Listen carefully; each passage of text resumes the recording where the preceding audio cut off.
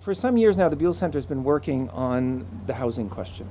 It is not possible to reopen the housing question in the way that many of us here have been wanting to do without dealing with the question of real estate. And I briefly introduce the event of today. The aim of this brief discussion was to put together a number of scholars, professionals, students with different perspectives to try to address the topic, this interrelation between real estate and architecture from really a variety of different perspectives. How can we understand the current predicament, which I will simply describe as a crisis of affordability and architectural quality in housing?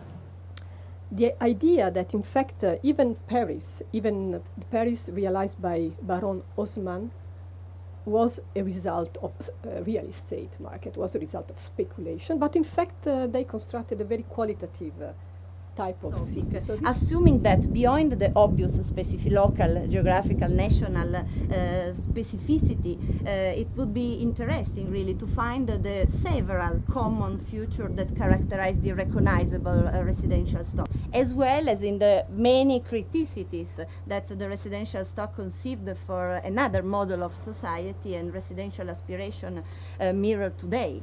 So not only in terms of technologies, but also because of the evident generational and societal change. Policy, public policy related to housing has a way to re-equilibrate the relation between the urban sphere, the natural sphere, and the agricultural sphere. So if you want, you can consider this an attempt to compensate, to extract a kind of generosity from a building which is extremely private and with a very specific class of dwellers. So it's like we have sociologists, we have people who are going to help you to know how you have to live. We have urban planners, so where you have to live. You know that the three most important aspects of real estate for real estate people is location, location, location. And the third is we will design something good.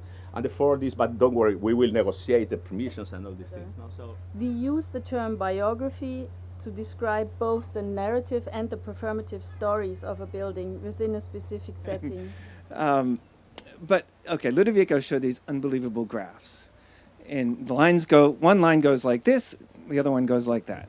From 1991 to 2009, the income of the average Italian family raised by nearly 20%.